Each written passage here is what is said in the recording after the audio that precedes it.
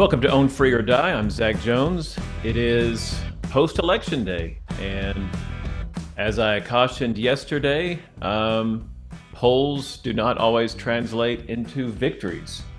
So today we're going to have a quick election recap. I'm not going to spend a whole lot of time on it because, frankly, at this moment, we still don't even know everything, and there's plenty of other people diving deep into the data.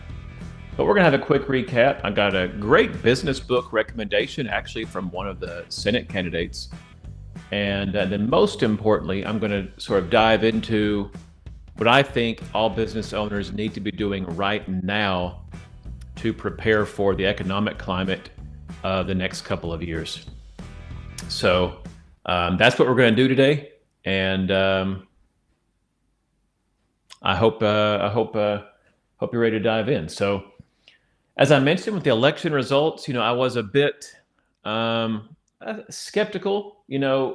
I've reviewed some of the data this morning, and if the Trafalgar Group, which historically has been the most accurate, at least for the past, at least since the 2016 election, they've been very accurate with their polls leading up to the elections, or at least the most accurate. If they've been off on a few, it seems, but if they were the most accurate polling outfit, then it seems that the undecideds broke late for Democrats, which is pretty surprising. It reminds me of 2012 when Obama was running for re-election versus Romney, and leading up to that election, all these polls showed what's the most important issue to you? Overwhelmingly, people were saying the economy. And then they would say, well, which candidate do you trust the most to fix the economy? And they would say Romney. But then come election day, it was a blowout. I think Obama won pretty much every swing state. It wasn't even close. Now, I understand Romney wasn't a great candidate, but still, this kind of last night, and this morning, it kind of has me thinking of that. And in fact, actually, right before I hit record, I was reading a tweet by Kyle Becker, and he said, this may be the strangest election I've ever seen, quoting Stephen Moore on Fox News. Despite 75% of voters saying the country is on the wrong track and the majority are angry about the inflation or the economy, not a single incumbent governor or senator got flipped. How does that happen? None of these Democrat incumbents lose a single seat. How does that happen with the most unpopular president in modern times going into a midterm election? That's what I want to know. I think it's an important question to ask. Unfortunately, I don't have the answer today. I do think in some places, as I said yesterday, a lot of states still have these goofy voting policies in place from COVID, like Pennsylvania. And so anyway, Florida, where I live, there was not a red wave, I guess would be the summary from the Nationwide. But I forget who said this, but there was not a red wave, but there was a DeSantis wave. And as a Florida resident, as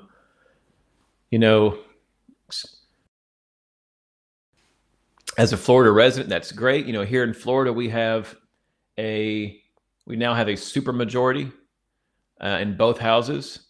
Every single statewide office is held by a Republican. So maybe the best way to look at last night was not a red wave, but a DeSantis wave. I think Spencer Roach, a state congressman from the Fort Myers area that was just pummeled by Hurricane Ian, he said, quote, last night, Florida Republicans ran the table. Today, Florida Republicans will run the state with a supermajority in both chambers. And in just 24 months, Florida Republicans will run the country. I'm okay with that. Obviously, we have a battle brewing between Trump and DeSantis. And Trump, look, he did a lot of great things. I was very supportive of him when he was president, but I think we can all agree he's not the most mature person in the room. And I don't see him sitting on the sidelines too long with DeSantis getting all this attention. So we'll see what happens. Again, back to the nationwide stuff. Like you look at a state like Pennsylvania, I'm not surprised Oz lost and he's just conceded with all these goofy COVID policies still in place. But even still, he won election day by almost 500,000 votes. But then you just have so many mail-in ballots leading up to the election. Many of those before that disastrous debate even took place. As of now, Nevada, Arizona, too close to call. Georgia looks like it's heading to a runoff. Republicans could win all three of those. They could still hit the 50 mark in the Senate. It's possible. I think it's going to be a bit of a stretch, but it's possible. So, not the outcome we were hoping for, but at least it looks like the Republicans will at least have the House, so we can at least slow down Biden's disastrous policies. So we'll touch more on that in coming days as we know and learn more. Now, I do want to make a book recommendation. There's Blake Masters is the U.S. or the Republican U.S. Senate candidate in Arizona. And he actually is the co-author, editor, I'm not sure what the right term would be, of my absolute favorite business book. And I apologize, I'm not able to show you a picture of the book. We've got some tech difficulties today, but Peter Thiel, you may have heard the name. He was one of the founders of PayPal. He was one of the co-founders of PayPal. Elon Musk was one of the founders of X. Both of them, if you go back to 90s tech history, both of those companies were trying to be sort of a new web-based payment solution. PayPal ultimately took off stronger. So PayPal and X merged. So, you may have heard of the PayPal mafia. That's where Elon and Peter sort of got their start. Since PayPal, Peter was the first major outside investor of Facebook.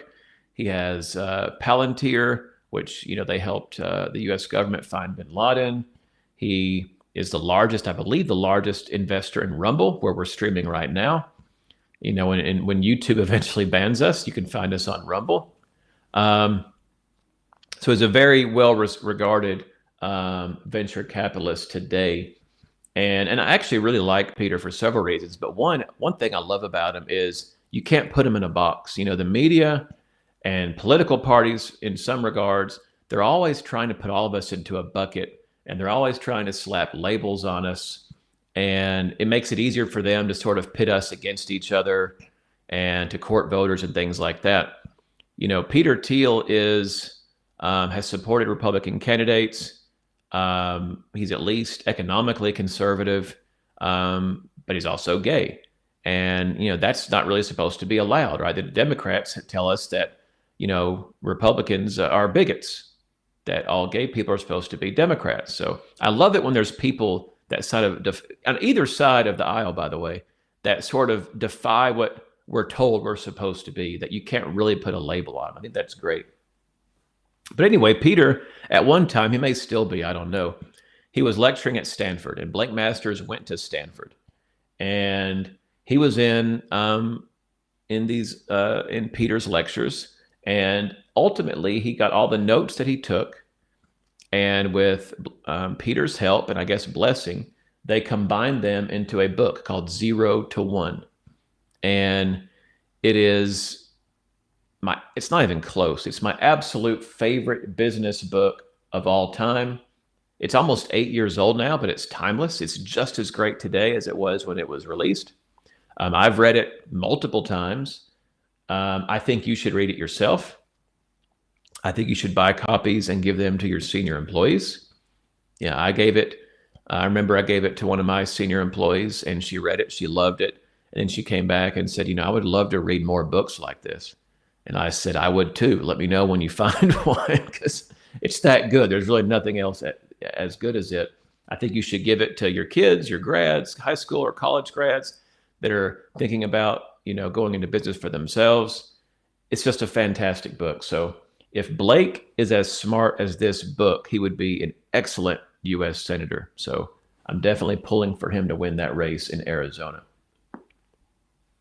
Now, I want to move on to sort of just a quick tip. Here the last few weeks, I've had a few experiences. As a business owner, I'm sure you can relate. It's so easy to pay extra close attention to the things that go on around us, right? We love looking at how and learning how businesses are operating, or how they're efficient or inefficient. And any entity we come into contact with, the entrepreneur in our brain kind of takes over and changes how we look at it. So I've had a few situations lately that I wanted to touch on. In the last few weeks, I guess because I supported the DeSantis campaign, all that data has been shared. And I've been getting text messages from just about every Republican candidate in the country. It's been very annoying. And, mostly they're asking for campaign donations. And I assume they're real. They could be scams. I don't know. But I assume these texts were real. And come election day, it hit me yesterday.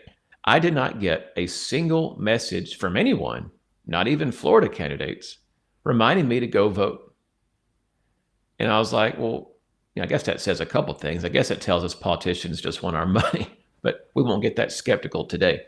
But they're constantly pestering us. But then when the actual election day comes, not one actually messaged me or emailed me or anything reminding me to go vote. That was kind of half-assed, I thought. And then a few weeks ago, I was talking to a contractor, some real estate I own. I needed some work done.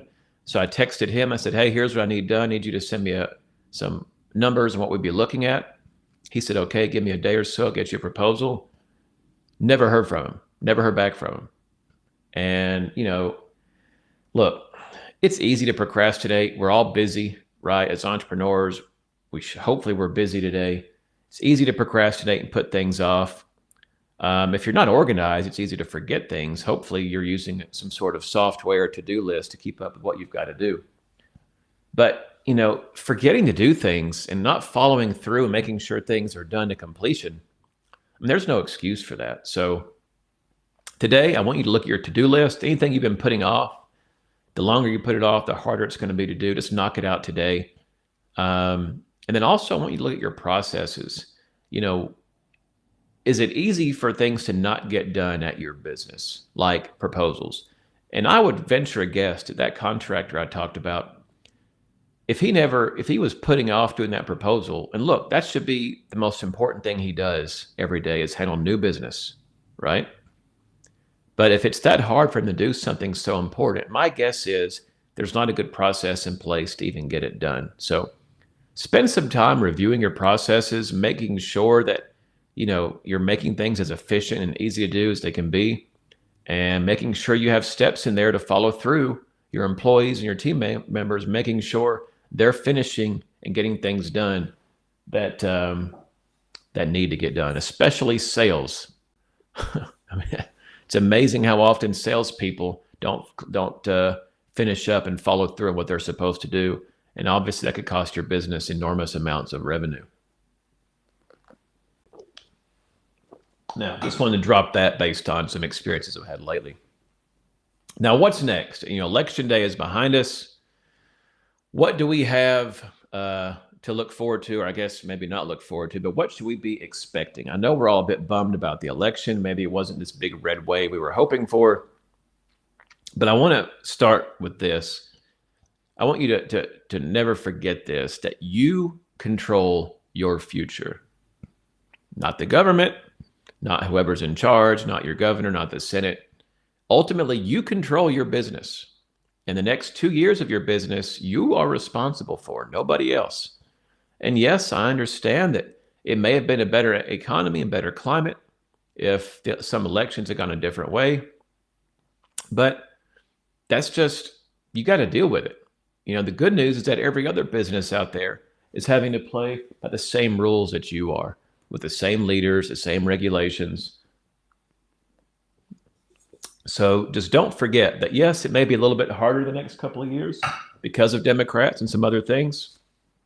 But that doesn't give you an excuse to have a case of the poor me's, right? You just have to work that much harder. Now, the next couple of years are going to be very challenging. And it's very important that you understand that today is the time to prepare. Hopefully you've been preparing already since COVID, but if not, it's not too late, but you've got to start now. So I'm going to walk through the things that you need to be doing today as a business owner to get your business ready to get through these tough couple of years, right? So first, what should we even be expecting? What's going to occur over these next few months? First of all, we don't know the timing. There are some people out there. I was reading something last night.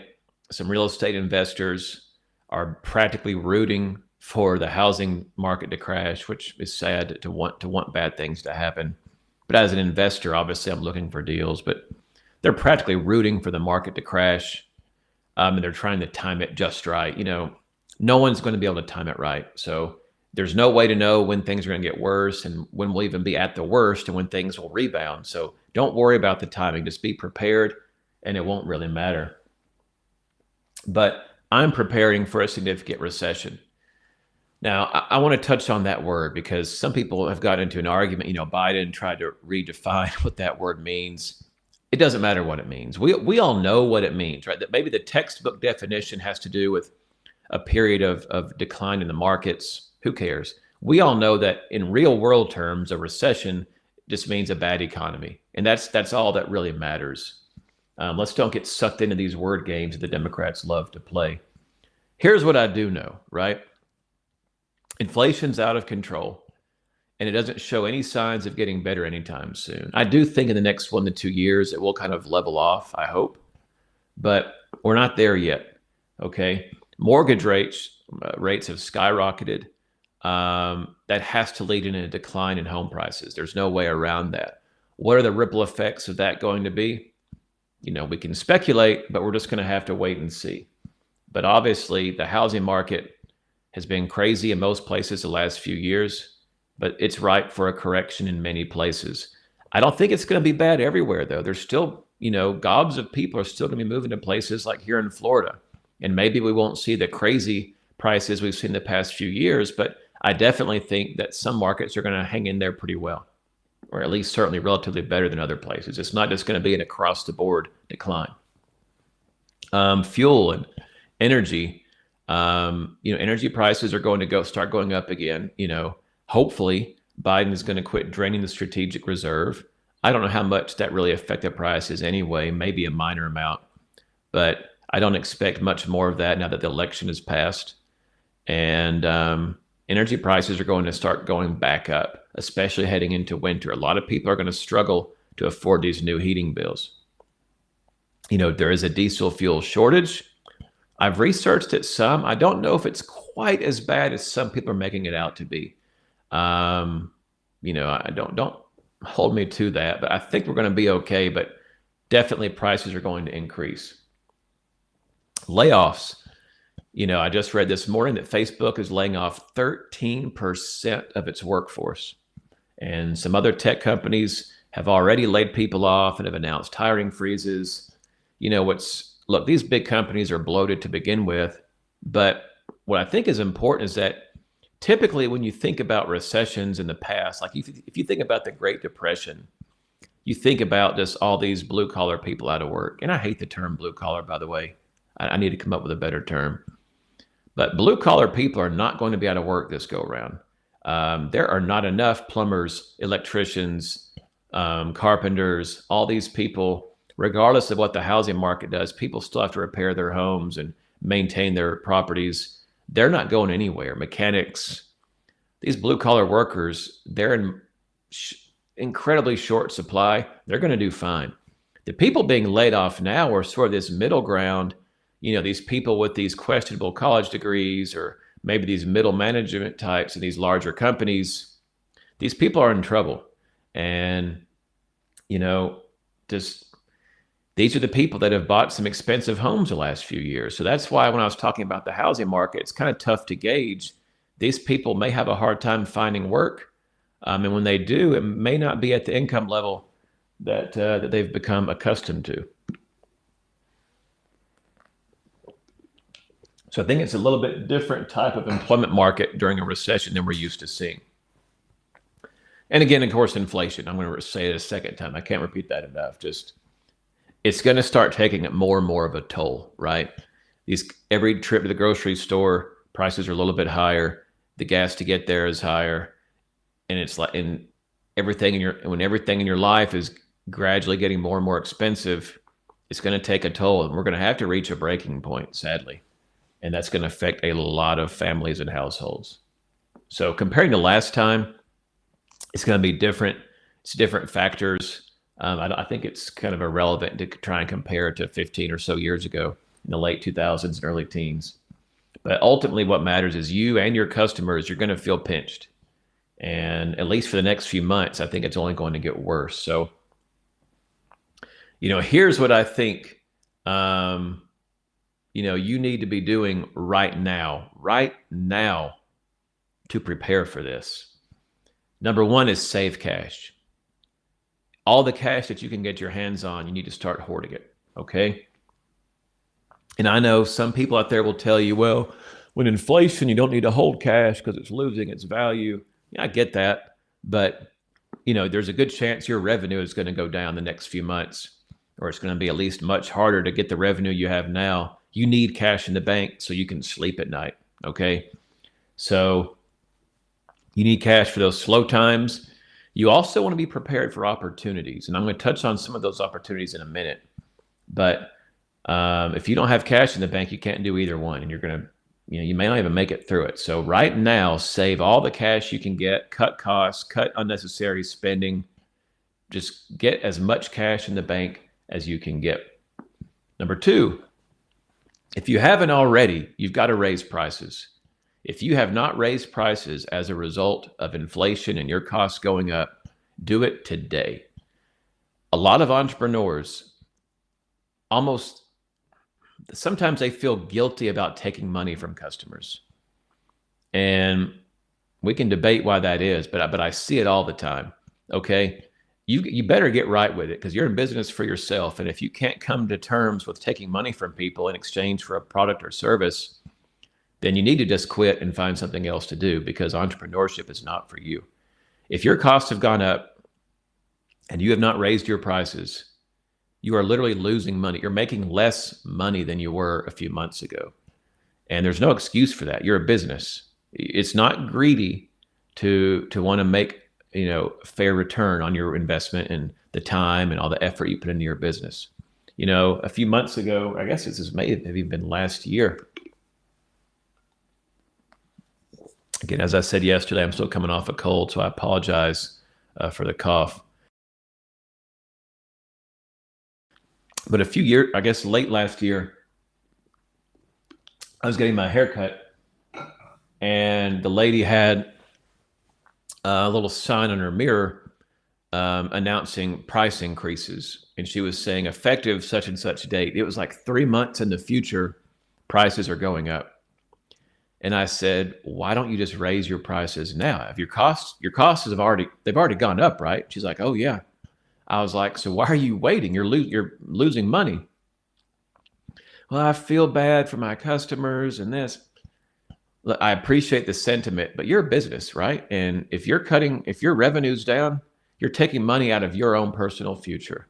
And so raise your prices. If you've already raised them, check the numbers again and see where you're at. Okay. There's nothing wrong with that. Don't feel guilty about it. You're in business. You've got to make money. Employees, staffing, hiring and firing. You do not need to be hiring someone unless it is essential, right? Obviously, there's times where you have to have certain positions filled regardless of what the economy is.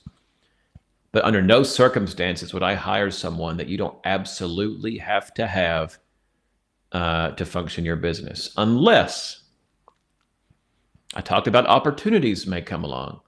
There's a lot of layoffs taking place.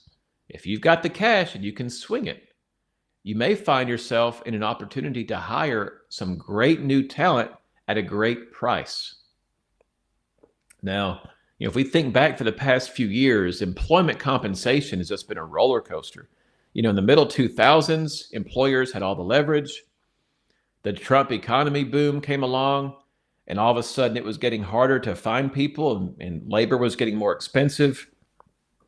Then COVID hit, and that just threw a bomb to everything. And then it just became almost impossible to find employees.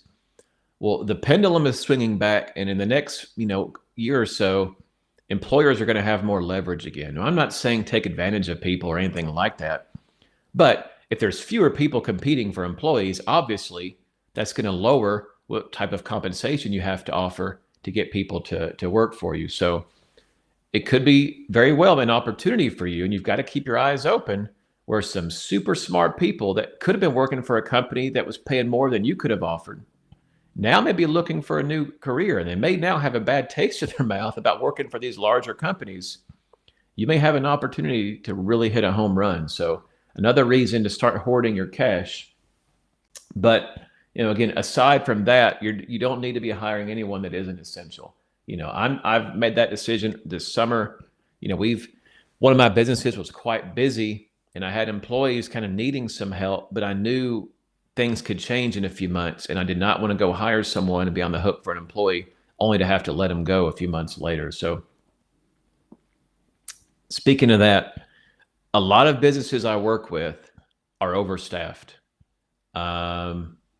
Deep down, right now if you're overstaffed. You may lie on the outside and say, we have a great team, this and that, but and the numbers damn sure won't lie if you look at your balance sheet and cash flow and all that. If you're overstaffed, if you have employees that you don't think you can afford the next few months, or you don't have to have, you need to let them go. And I know it sucks. I'm not making light of the situation.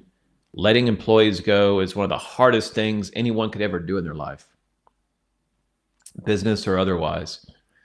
But look, we're going into some tough times, and you've got to take care of the whole ship. You can't risk harming the entire business just to save one or two people.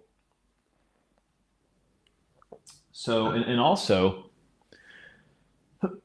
if you're pretty confident that you're going to have to let someone go, but you put off doing it, you're actually hurting them. You're delaying their chance to start a new opportunity somewhere. So I know it sucks. I know it's hard, but you just got to grow a pair and just get it done now. Your business needs it from a financial perspective. And again, as hard as it is and as difficult as it will be short term for that person, you're actually helping them by helping move them to whatever's next sooner. If you let them hang around, you're actually harming them and decreasing what potential opportunities they may have to move to. Now, I mentioned looking for potential people to hire. If you can afford it, you need to be looking for deals. If you've got cash in the bank, be on the lookout for equipment or supplies, depending on what industry you're in. Your suppliers may get cash poor. There's going to be deals out there, and you've got to be looking for them. And I know this kind of goes back to having cash ready and being ready to take advantage of opportunities, but be on the lookout, right? You may need to look in some places you don't normally look.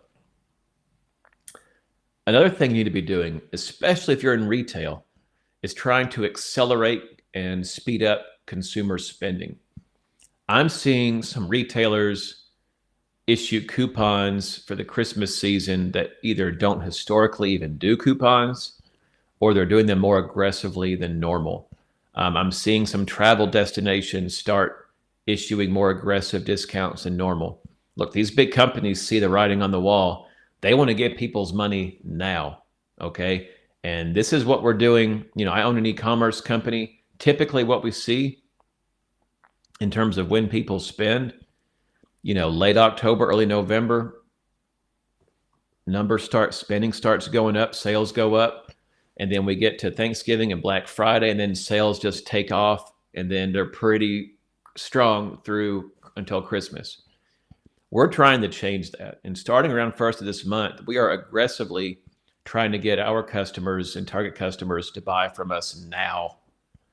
Even if we're having to give them a bit of a discount or lower prices to do so, we want them to spend that money now instead of waiting closer to Christmas, because my concern is that as time goes on, consumer sentiment is going to continue to decrease. And if there's another big story in the news about more layoffs, people may start spending less. And if you get closer to Christmas and you have a bunch of retailers and they start getting nervous about being stuck with a bunch of inventory, there's going to be a race to the bottom to unload it for whatever they can get leading up to Christmas. So we're trying to accelerate our customer spending right now. And if you're in retail, I would suggest you do the same thing. Now, it's not all about money, the things you need to be doing. I also want you to be looking for new ways to serve your customers, and perhaps even ways to serve new customers.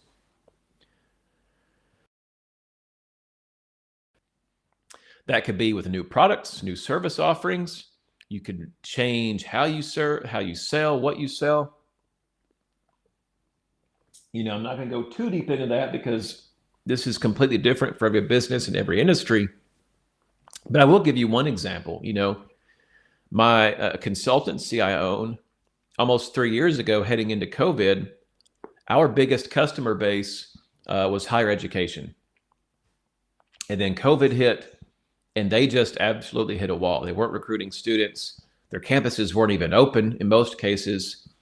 And they weren't even talking to us, much less spending money with us. So we pivoted.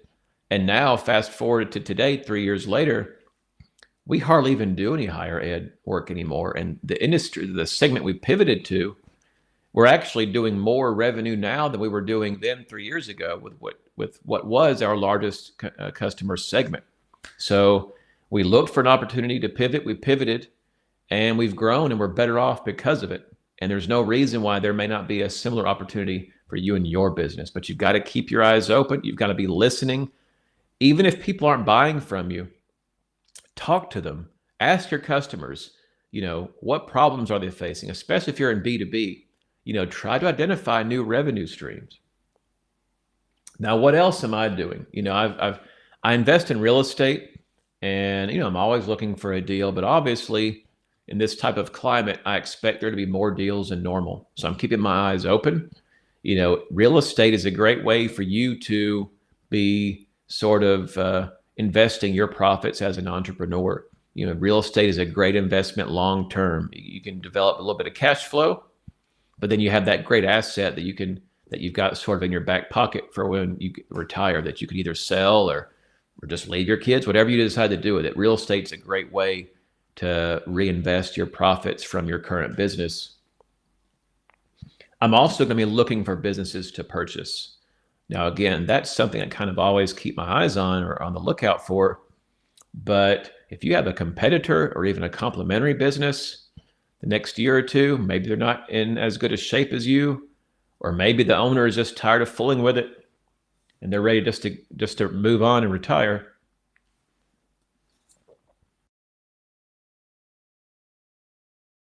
This could be a great opportunity for you to swoop in and get a great deal.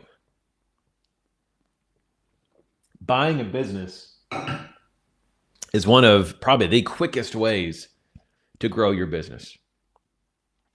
And just keep an eye out, keep communication open with other businesses, be on the lookout for deals. Again, you're going to need cash for that, but just be on the lookout. The last few years, money has been pretty easy to come by, right? We had the PPP. I know times were tough, worse for some of us than others, but we had the PPP. We had, EIDL loans, if you took advantage of that. There's been the employee retention credit, which has been basically free money. I'm going to talk about that tomorrow in tomorrow's episode, by the way. So be sure to tune in for that. But money's been pretty easy to come by, and interest rates have been low. Those days are gone. You can actually still get the ERC. We'll talk about that. But, other than that, it's gone. The money's gone. The easy money is gone. And you're going to have to earn your way through this. And frankly, a lot of businesses aren't going to be able to cut it. They've been irresponsible. They're not doing well. Who knows? But for whatever reason, they're not going to get through the next few years. And you've got to use that as an opportunity to grow your business. But it's going to be hard. You're going to have to fight and earn your way through it. Even if you can get a bank to lend your business money, which is never easy, the rates are going to be crazy. So you're probably not even going to want to do that. So you got to be hoarding your cash and ready to fight through this. I'll be here. Own Free or Die will be here. And as time goes on, we're going to do a lot of episodes where we dive deep into some of these specific things we've just talked about. And once the conditions start to, once we can see what situations are unfolding, we'll dive deep, really deep into timely topics. Okay. So be sure to subscribe so you don't miss any of that. But this is your blueprint. It starts with having a ton of cash. When you've got cash, you're always in good shape. But in a downturn, if you've got cash, you can really grow your business. Okay. And I know a lot of people are going to be hurting. I'm not making light of that. But those who are prepared, there's going to be deals out there. There's going to be opportunities out there. You've got to be ready for them. Now, Tomorrow, as I mentioned, we're going to talk about the employee retention credit. It's been around for a while, and it could be basically a lot of free money for your business. And I know that sounds too good to be true. This is a sort of a remainder from CARES Act, COVID stuff. The reason I want to talk about it is A, it's not too late to get this money for your business, potentially if you qualify. We'll go over that tomorrow. But two, I've seen a ton of businesses the past few weeks spending crap loads of money on advertising, trying to tell businesses that they can get you this ERC funds for you. They'll do all the work for a fee. You only pay if they get you the money, kind of like an ambulance chaser lawyer, right? But they're wanting, I've seen like 25%, which is insane. I'm going to show you how easy it is to do this yourself, or if you have an accountant on staff, how they can do it for you very easily. You don't have to pay someone to do it. If you want to pay someone, email me, Zach@ownforyourdie.com. I'll be glad to do it for you for 20%. But you don't have to do that. You can do this yourself and get a nice little chunk of cash to throw in the bank as we head into the recession. So I'm going to talk about that tomorrow. I'm going to separate facts from myths and show you how this works. So thanks for watching, and I'll see you then.